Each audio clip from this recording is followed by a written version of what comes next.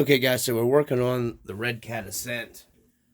Technically, it's really, I guess, the second upgrade because I switched over to these BF Goodrich Proline Crawler TAs, which are a freaking awesome tire.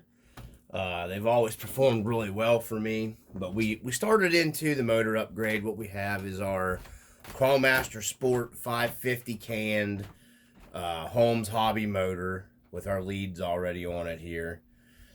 So like a $17, $18 motor, you can pick these up some places for. This is the 12 turn. I like the 12 turn in the 550 can. So we're taking this apart, and the easiest thing I found is to take this apart instead of ripping the whole truck into, how it's laid out. It's not super hard, it's not super easy. You've got 2 screws here for your motor plate, 2 screws here for your motor plate. You've got a plastic mount here that you can flip around. How I did this was, you got to take the screws here for your shock plates here a little loose. Leave your middle mount attached. You can leave your shocks attached. What this does is this leaves you enough room. You can take this whole plate out, okay? You'll need to remove your drive shaft coming from your transmission or your transfer case, whatever you want to call it, that goes up in here to your spur gear, which is your input right here. So if you remove this top screw that holds your motor and spur gear plate, if you remove the top screw and the top screw both here, you got to kind of go a little bit of an angle, but if you're careful, you can do it. You just spin these plastic mounts down and out of the way, and then you take your other side.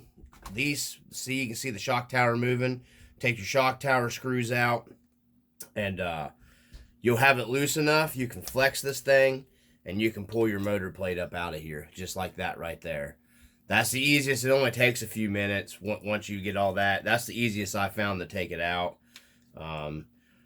Be careful. Your spur gear will pull right out of here. You can actually pull that out and set it off to the side. I guess they did that so you can do like a quick change thing. I think I'm going to pick up another spur gear set for this truck just to have it laying around. Just be careful. I don't think there's any shims in there for anything. I don't see any shims or anything like that. So they are sealed bearings in here, which is nice. It looks like it's a pretty decent sealed bearing. So we're going to go ahead and just disconnect our motor lead wires here. Let's stop the camera because I'm not going to fiddle fart around with those things on the camera. Okay, so we have it apart here. I've already loosened our grub screw on our motor shaft here. So we're going to go ahead and pull our motor up out of here, off this motor plate. So the motor plate orients just like this. I wish they would have made this little part aluminum. I don't know why. I could just maybe see if you were getting this thing kind of warm or whatever, that plastic might distort. Maybe a Redcat would consider making this part out of some CNC aluminum or something. Would have been nice just to see that be aluminum instead of plastic. So let's go ahead and get into taking our motor off. No big deal here. You got 2 screws, M3 screws. Everything's a 2.5 driver. I've not had any problem with any hardware stripping out or anything like that. I'm going to set our motor screws over here, so you take our plate off. And the plate's easy to orient. Remember, this always faces the inside of towards your transfer case for your, where your spur gear goes in.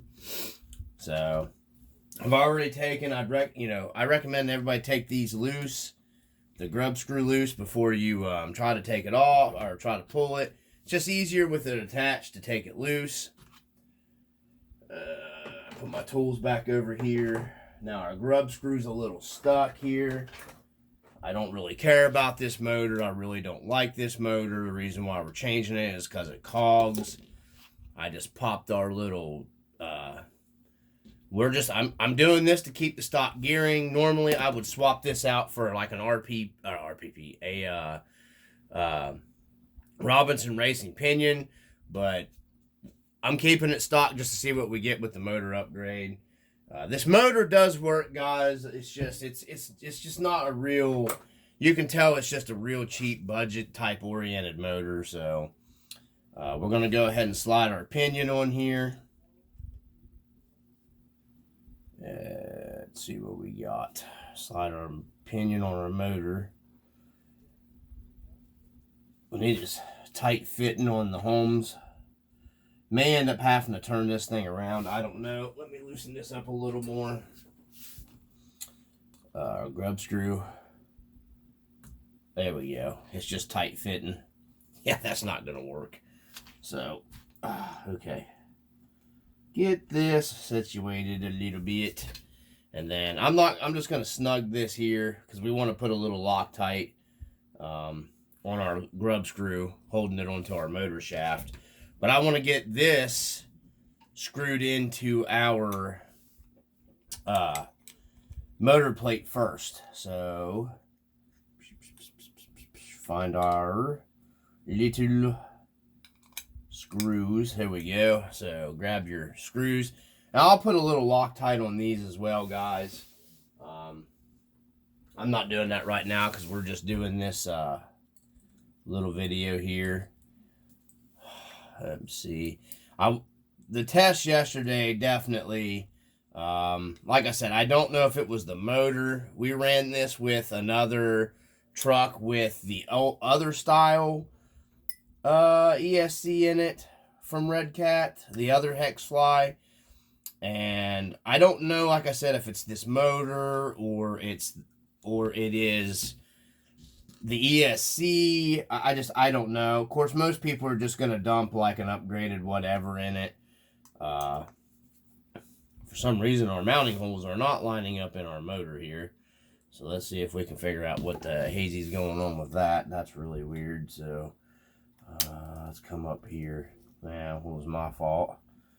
Talking to the camera and not really paying attention. So, okay. So, here we go. 1 started. We'll leave it loose. 2 started. I like how they did this. I mean, it's not too hard to work on. Pretty easy. You could, you could probably buy this setup, put it all together, and throw you a different couple motors in there if you just wanted to quick change this out at like a comp or something. So everything clears fine with the Holmes motor. Let's grab our spur gear. So our spur gear goes on here like, yeah, we're going to have to. Yeah, I don't have that mesh anywhere near close. So your adjustment's down here for your, motor adjustment. I'll have to loosen this up. So let's set our backlash or whatever they call it here. Your spur gear mesh, that's what I call it. There we go. That's about where we need to be. That's about it, guys, right there. We can probably go ahead and lock this bad boy down. Okay, make sure your mesh is good. Oh, yeah. Easy peasy, lemon squeezy. So now we have a Holmes motor that is going to allow us a lot, probably better throttle. And I'm going to test that here at the end of this video for you guys when I get it back together. Let's see here. Oh, yeah. That's what you want right there.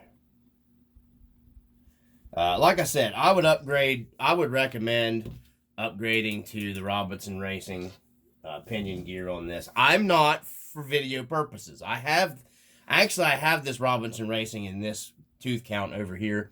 This is a 32, I believe, pitch. I'll have to look into that. I think is what they call that. But I really do like how they did this so you can pull your spur gear off. I like that. I like it. I like it a lot. Yeah, pinion fits the Holmes hobby motor fine. We're going to go ahead and pull this back loose since we have this sitting here. And I'm going to Loctite this. Not doing it on camera. I am going to dab a little bit of blue Loctite onto that. So let me shut this off. We'll be right back. Okay, so we're going back into putting our motor plate back in. And I'll show you, guys, what I mean. Your blue goes into your black on your motor leads here. So Blue, if you're running the stock ESC, we're just seeing what we can get out of the stock ESC on here. So I didn't even cut the stupid zip tie. Would have made it easier if I would have. So our blue goes into our black. Our red goes into our yellow. So you're not going to have to worry about anything. Changing that around. So I'm going to go ahead and plug our motor back in. You could pull your shock tower mounts and all that stuff here back to give you your room, how I've showed you how to do that. Make sure your wiring's all out the way. Your motor plate drops right down in there, guys. That's, you know, it's easy. It really is. It's nothing to it. So we're going to go ahead and tighten our shock towers.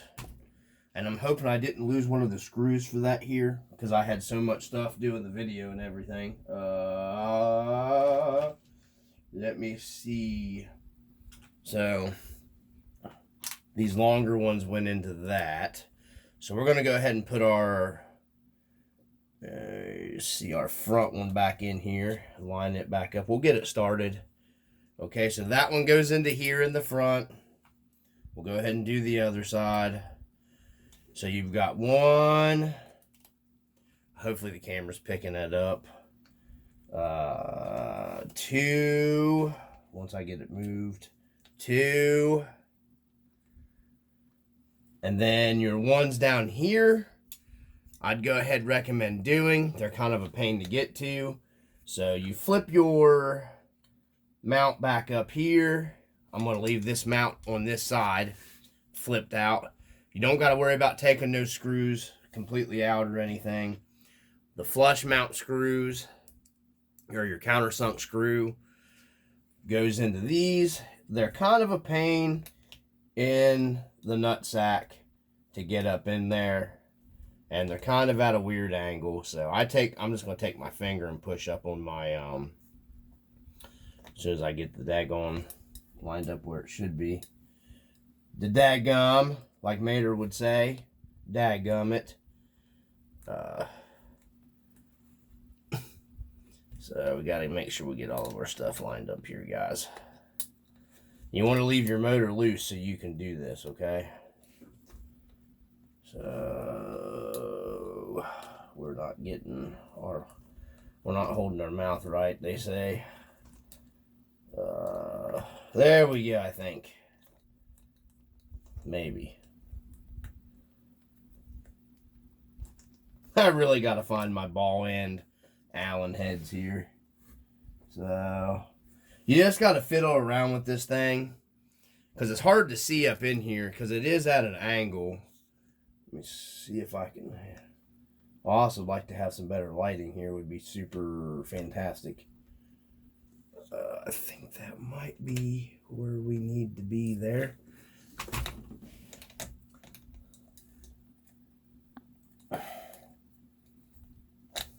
Okay, I'm going to shut the camera off so you guys don't see me fiddling around. It's hard for me to do at this angle with the camera on. I have to flip the truck on the side, and I can't with the camera here. Okay, we are back. That was not what I would call 100% easy peasy lemon squeezy, but it wasn't too difficult. So you want to just make sure these are all snugged up. They just go in the plastic mounts. I like to see them make these in aluminum as well on the side. Redcat, I know you know, bigger stuff don't listen to anything on my channel. They'd be nice to have these in aluminum, guys, and our spur gear carrier here in our actual metal mount. Just saying, it'd be nice to have that as an option. Would be kind of cool. But since this is our bearing load carrying here for your bearings. Anywho, we're going to get back into this. We're going to go ahead and tighten our shock towers all back down here. You can go ahead and tighten your front shock towers. I just left all these loose so we get the movement. They just go into a plastic plate right here on the sides. So you don't got to like He-Man them in there. They're just plastic. You just got to snug them up in there. There, they're tight. So it really just, you got 1, 2, 3, 4, 5, 6 screws that hold the plate in, and then 4, you've got 2 here we're going to get ready to put back in, and 2 here on this side that hold the plate into the mounts that hook to your shock mounts. So And the easiest way to do it is just go here behind your shocks and grab your motor plate. Make sure it's sitting flush there with your finger. And like I said, they're just plastic mounts. Redcat, it'd be great to have some aluminum mounts for a motor plate carrier. I'm just stating, this would be nice. So before we do this, we want to be able to have movement in here to put our drive shaft back in. And I'm goofy. I didn't, we got to put our drive shaft back in.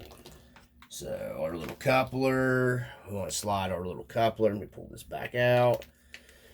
So our little coupler here, make sure we line up or you phase our drive shafts here in. You want to make sure they're phased with one another. Are they phased? I think I got to come over one more. Let's see. Yes, they are phased, lined up. And then you can just take your little input shaft here, move your motor plate around. Bingo, bango, boomer. We have your grub screws are, I'm going to go ahead and put Loctite back on these now that I've had them out. I haven't Loctited them. They're 2.5 as well, so they're a little bigger of your set screw pins or whatever for your drive shafts and stuff. So yeah. Let's go ahead and put this back together. Woo! Sorry guys, almost dropped the screw there. Didn't want to drop it on the ground and look for it forever. My hands go to sleep while I'm working on this stuff, you know. So go ahead. I'm gonna go ahead and start all 4 of them before I tighten anything down. That way we're not getting anything in a bind or anything like that. You gotta be somewhat professional. So we got it here. Got that one started. Like I said, Redcat, it'd be great to have these front mounts right here in aluminum. So, and I figured I'd just go ahead and film all these upgrades here while we're doing them, you know. Nah mean, you heard? So, like I said, going in the plastic, snug them up. Would have been nice to have them in aluminum again, so you could put some Loctite on there. But don't He-Man these things down like you're the Incredible Hulk, because it's going in the plastic.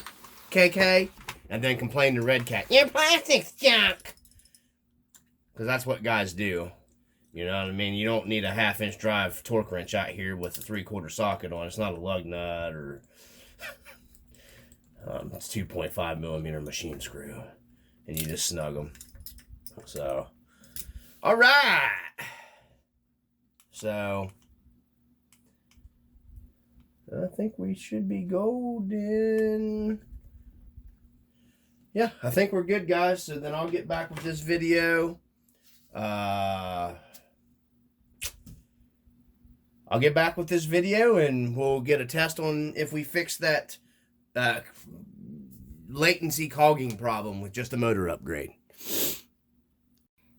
Alright guys, so we have the Holmes Hobby motor installed. This is something that I have been messing with here for a bit. Everything's back together, everything's tightened down. Something that I noticed with this truck when I took it out of the box that I wanted to address here kind of quick. Turn this off so we're not running stuff dead.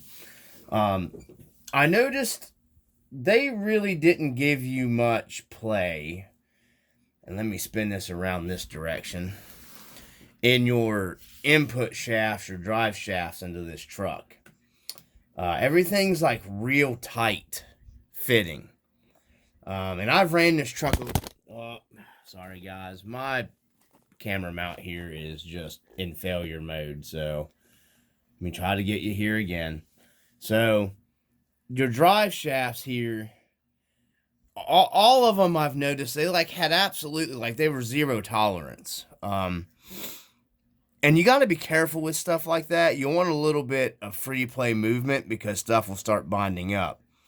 So I've kind of figured out the motor that they put in this, it wasn't real super fantastic anyways, but after taking this thing apart and going over it several times, checking my gear mesh, changing my gear mesh, trying to loosen it up. And like I said, I noticed this from day one out of the box. This thing had a little bit of a click. You could hear it. You could slowly throttle it and watch your transfer case, transmission, whatever. It had a slight movement back and forth with it. So, with that being said, I kind of figured out it's not the angles of any of the shafts or anything like that. What it was doing was with this front shaft that goes into your spur gear here.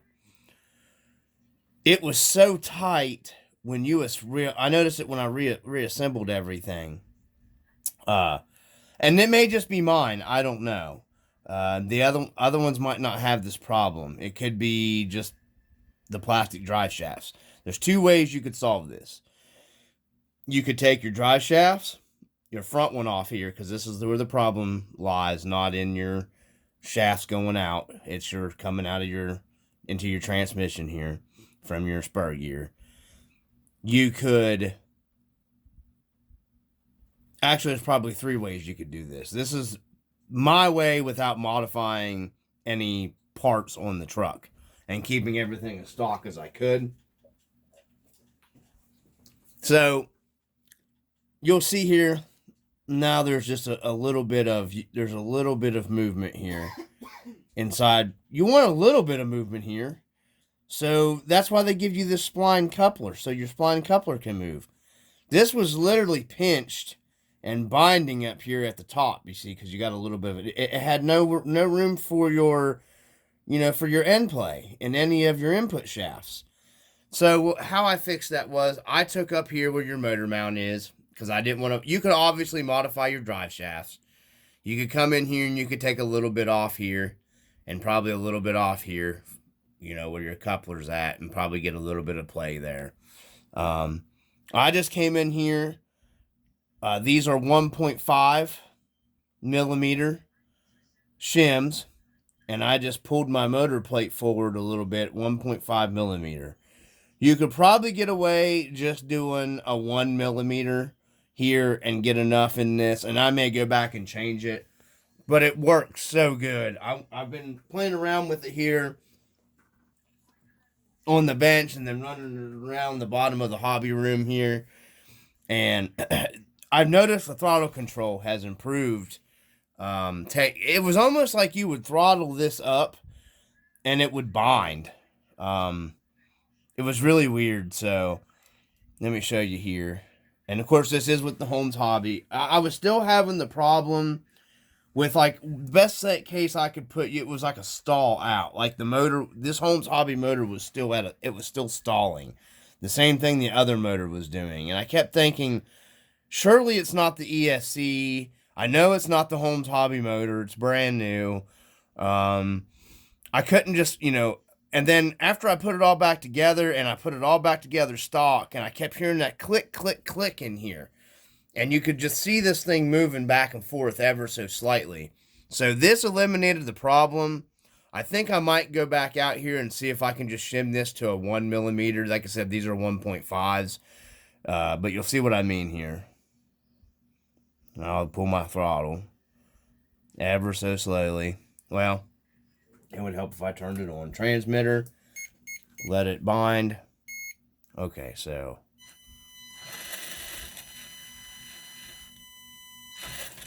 that's me, but you can get it going here. And it's so much smoother. Would not do this at all before. I mean, it would just stall. I let off of it there, but it's just, there's no clicking.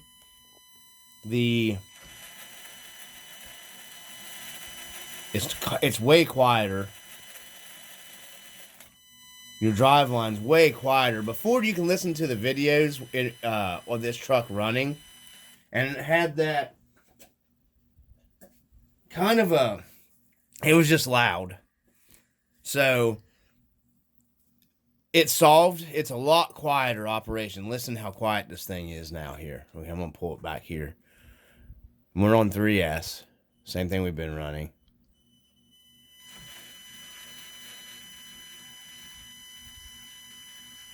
The only thing you hear is the motor now. That's it. All you hear is that motor whine. All my Holmes Hobby motors do that. Look at that. I'm barely just laying on that throttle, guys. Okay, stock ESC. Stock ESC on it. And listen how much quieter this driveline is. Listen. It's so much quieter. It's like a totally different truck now. I mean, obviously if I go wide open with it, but it's still quieter. And I got the camera sitting right up here on it. Here you can see there's no play happening with that mod or anything like that. Nothing's flopping around. There's wide open. By the way, you do get a lot better wheel speed and better throttle control with that Holmes. So I think it was just this little bit. There was no movement in here whatsoever. This was binding up. It was almost like pushing back against the input gear on the transmission. So just that little bit here. I'm going to go in here and see if I can shim it. A 1.5 will work if you have a 1.5 shim. You can go to Team K&K on eBay or Team K&K, whatever, wherever you want to go to buy them. You can buy a huge assortment of these for like 30 bucks. I think you can buy, these are the hot racing ones I was buying. I'm not going to, they're good, they're fine. I'm going to buy the K&K ones because you get a bigger assortment for a little more money, because I use these a lot. But go shim it 1 millimeter or 1.5 millimeter, guys. Moving anything around on here, I wouldn't recommend. You know, you could probably shim out in here with a shim on your spur gear and probably pull the slack up out this way. But then you're moving your spur gear in here, so you're going to get closer. You're going to have to adjust out your pinion gear further to get your gear mesh. We got perfect gear mesh here with this, how I did it. That's about what you want for play. It's so much better, guys. It's so much better. That's just something I wanted to share with you guys that have the Ascents here. So I'm going to try to get this video edited and posted up today from Narcy Dungeon. Wait a minute, before we end it. You know, like I said, I knew you guys seen it a second ago. But here we got our... Oh, it's so much smoother, guys. Holy moly. I mean, obviously the Holmes Hobby motor helped. But man, oh man. I almost want to put the stock motor in it and go back and test it now. Because I really think that was a problem out of the box, guys. You know what I mean? I mean, throttle modulation is so much better. The ESC is still definitely limiting this truck. Okay, so what I was saying, I have a brand new Holmes Hobby. I'm in a brand new Hobby Wing 10 to 80 G2. I think I might toss in this thing and see. But guys, right there, listen how much quieter this truck is. It's just not the same truck driveline-wise. It was making so much noise before. So it's raining, but I'm going to go out and try this thing out and see what we got.